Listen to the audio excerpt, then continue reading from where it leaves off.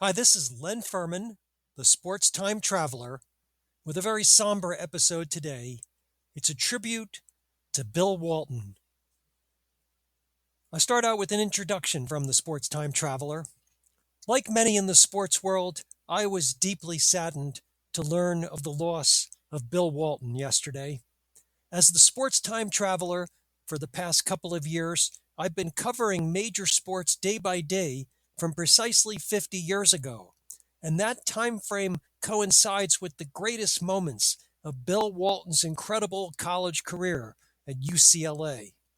What follows is a retelling of the story of the 1973 NCAA men's basketball final. I originally wrote this one 14 months ago when it had been exactly 50 years since the game was played. But at that time, I didn't record a podcast version.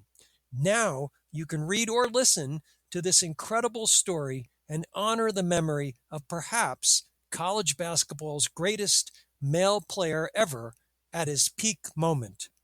Now let's begin. The story is titled The Mountain Man Meets Memphis State. Subtitle The 1973 Walton Gang, a.k.a. the UCLA Bruins, battle for the NCAA title with a 74-game winning streak on the line. Background. I've been following the 1973 UCLA men's basketball team all season. I reported earlier this year when they broke the NCAA record winning streak of 60 games. You can see an article on that game in the written version of this Substack article. Once the Bruins reached the Final Four 50 years ago last weekend, I had to make the virtual trip back in time to St. Louis to see if Bill Walton could lead the team to another national championship and remain undefeated for 2 consecutive seasons. Here's the incredible story from my trip, which took me several days to write up. St. Louis, March 27th, 1973. Last night, for the first time ever, the NCAA basketball championship was held in prime time. Estimates are that nearly 40 million Americans watched the Monday night game on NBC. They were watching to see if UCLA, winners of 74 consecutive games, could win one more to capture their 7th straight national title. And there was good reason to doubt UCLA would do it. The semifinal thriller.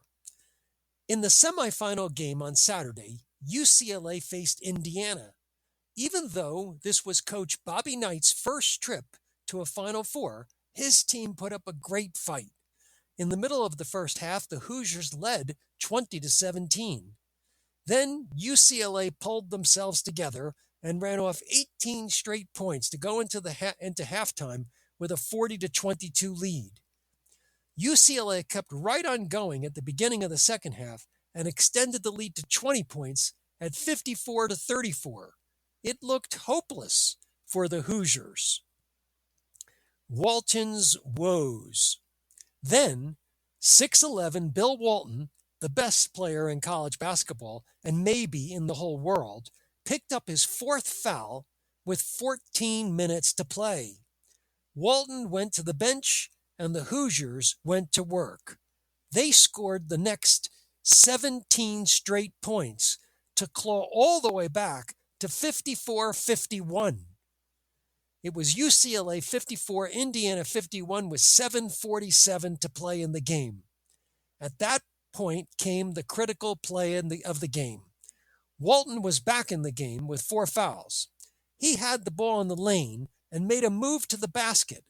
The whistle blew. If it was charging on Walton, he would be out for the game.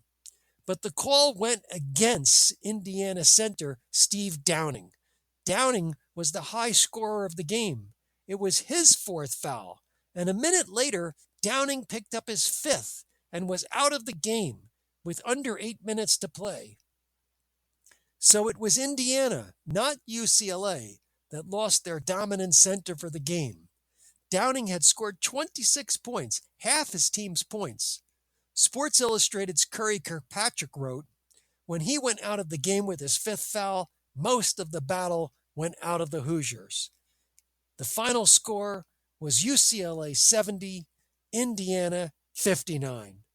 Bill Walton scored only 14 points, although he did dominate the boards with 17 rebounds, and he dished off 9 assists. 5'11 reserve guard Tommy Curtis arguably saved UCLA, coming off the bench for a team-high 22 points on 9 for 15 shooting. Curtis was the spark in the first half when UCLA took the big lead, and again down the stretch when they wrapped it up. John Wooden, UCLA coach, lamented after the game that it was the first time in 2 years that his team had lost their poise in letting Indiana back in the game in the second half, and it left some doubt about how UCLA would perform in the final game. The championship opponent. The victory over Indiana put UCLA in last night's final game with Memphis State, today known just as Memphis. The Tigers were led by 3 sensational players: 6'8 senior Ronnie Robinson, who averaged 14 points and 11 rebounds, 5'11 senior guard Larry Finch, who averaged 24 points a game and broke the Memphis State career scoring record, and a player known as Dr. K, Larry Keenan. Keenan, a 6'9 junior, averaged 20 points and 17 rebounds and was the Missouri Valley Conference Player of the Year.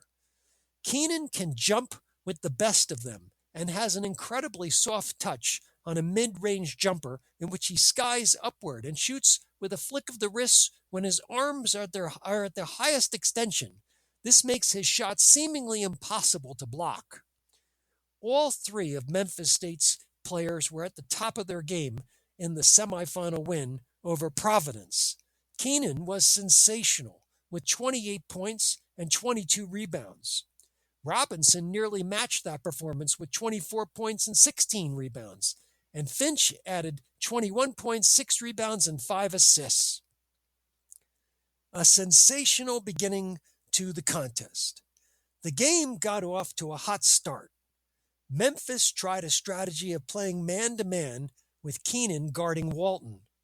On UCLA's second possession, Walton got the ball in the post and made a nifty turnaround jumper over Keenan that he banked home. On the Memphis side, Keenan took the ball near the foul line and skied straight up, releasing the ball at a seemingly impossibly high point and swished it. You can see it at the 4:06 mark of the full game video that I have in the access to in the written version of this Substack article.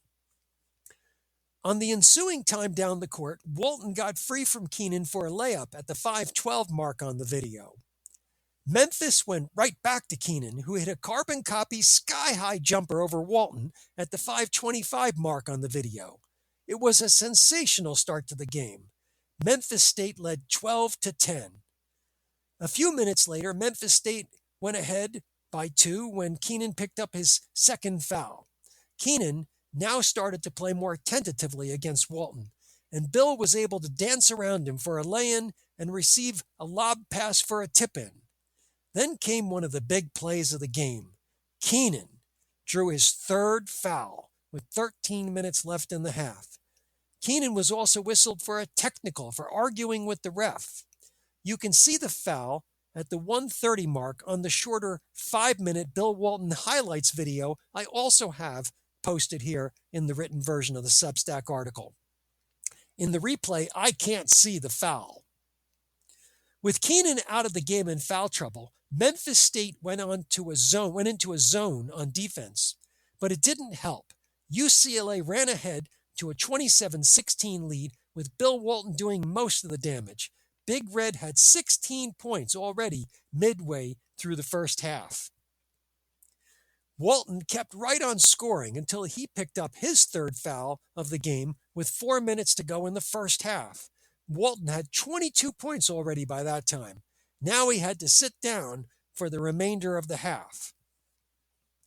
With Big Red out of the game, Memphis State took advantage and went on a 9-2 run to close the first half, tied at 39.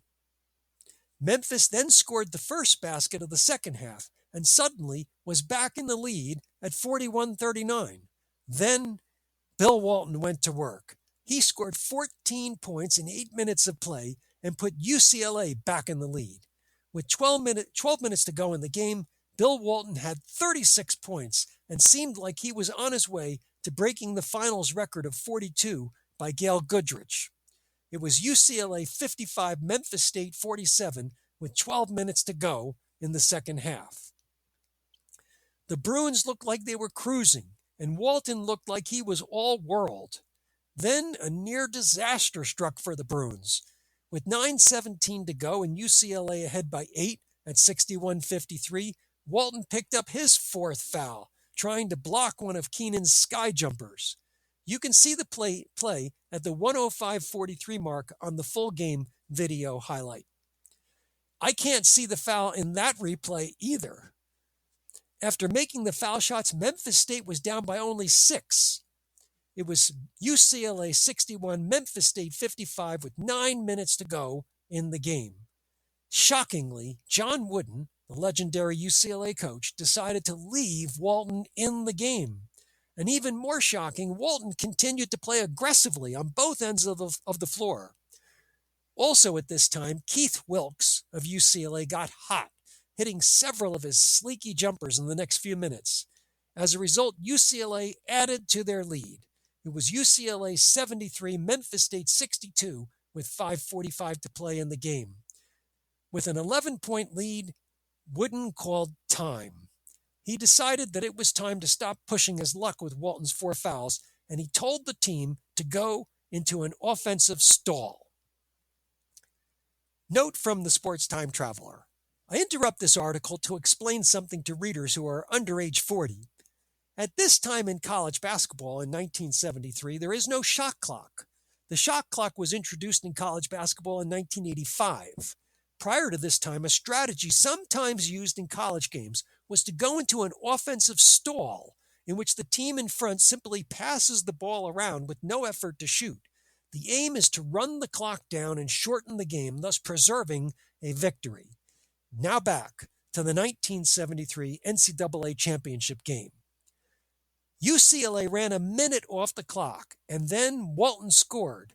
That basket gave him 44 points and the new finals game scoring record, and it gave UCLA a 13-point lead. Another near disaster. A minute later, Walton sprained his ankle and had to be helped off the court by Memphis State star Larry Finch. You can see this incredible bit of sportsmanship on the video at the 1 hour, 21 minute, and 40-second mark on the game video I have posted in the written version of the Substack article. The last time Walton was out of the game, Memphis State went on an 11-2 run, but this time Memphis State couldn't mount a surge. With the game out of reach, UCLA padded the lead and won it by the seemingly lopsided score of 87-66. You can watch the entire game in this video I have in the written version of the Substack article at this point in the written version of the article. Walton's performance for the ages. Not only did Bill Walton set a finals record with 44 points, but he shot an unbelievable 21 for 22 from the field in the 1973 NCAA Finals game. There has never been a college basketball performance quite like Bill Walton's in that 1973 Finals game. Many of Walton's baskets were on lob passes from Greg Lee, who had 14 assists. Lee said after the game, "When you've got a guy who's 6'11", and they don't have anybody on him, it's stupid not to go to him. Bill and I have eye contact first. Sometimes I throw it. Sometimes I don't. This was the best I've lobbed it. I think it was the best game I've ever played in college." Walton's only miss in the 22 shots he took was off one of those lob passes. It came with 7 minutes left in the first half, and you can see it at the 36-minute, 35-second mark on the full game video. You can see most of Walton's 21 baskets that he made in the 5 minutes highlight video that I have below in the Substack article in the written version of the article at this point. I particularly liked the brilliant lob pass by Greg Lee at the 3:30 mark on that 5-minute video. UCLA's domination of college basketball. With the win, UCLA has now won 75 straight games and 7 consecutive national championships. They haven't lost a game in more than 2 seasons. And Bill Walton has never played in a losing game on a high school or college varsity team. How good is Big Red? At the 35-minute, 40-second mark on the full game video, announcer Tom Hawkins, who played in every season of the 1960s in the NBA, said, "Bill Walton is the best big man ever to play in college." Kurt Gowdy, the play-by-play announcer, seemed a little stunned of Hawkins' assessment of Bill Walton. Gowdy remarked to Hawkins, "That's quite a statement when you've played against Chamberlain and Jabbar." If you keep watching a few more seconds of the tape at that point, you'll see a big reason why Hawkins was comfortable making his grandiose statement, as Bill Walton will soar at least 11 feet up to block a Keenan jumper. Remember, it's just about impossible to block a Dr. K jumper. And fittingly, since what he did was impossible, the refs called goaltending on Walton. But the impact of that block was felt for the rest of the game. If Keenan couldn't get his shot off over Walton, no one could, and that must have rattled Keenan. After the game, Larry Keenan was dejected. Walton tried to console him. He met him and whispered in his ear, "You are a great player.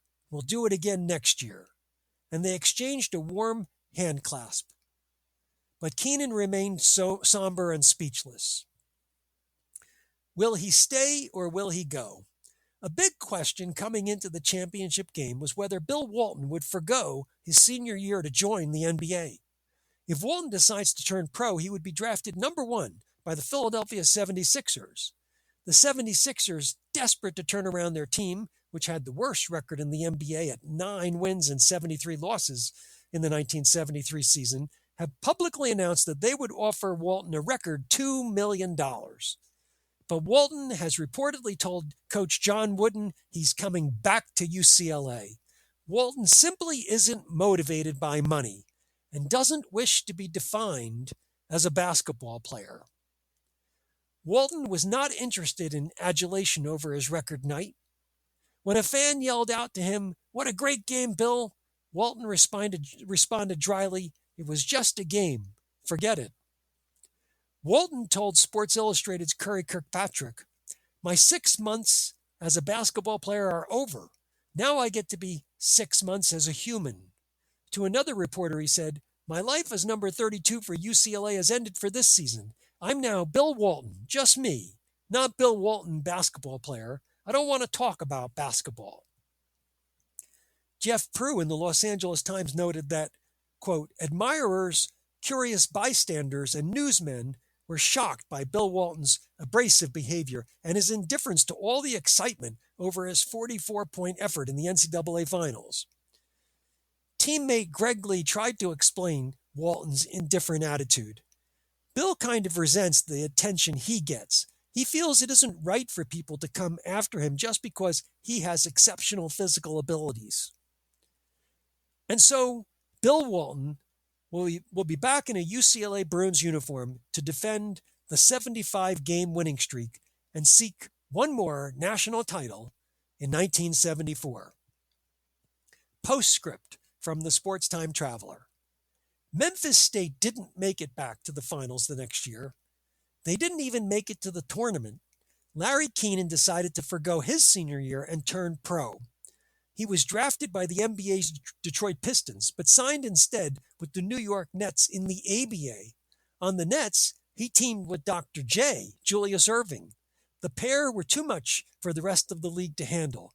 The Nets won the ABA championship in 1974. The Sports Time Traveler will be heading to Long Island, New York in 1974 to cover that championship when we reach the 50-year anniversary in about 13 months. And later this year, when the 1973-74 college basketball season begins, the sports time traveler will be heading to the campus of UCLA to see if the Bruins can keep adding to their winning streak, and perhaps garner an eighth straight NCAA title to cap off the mountain man's college career. That's all for today. Thanks for listening.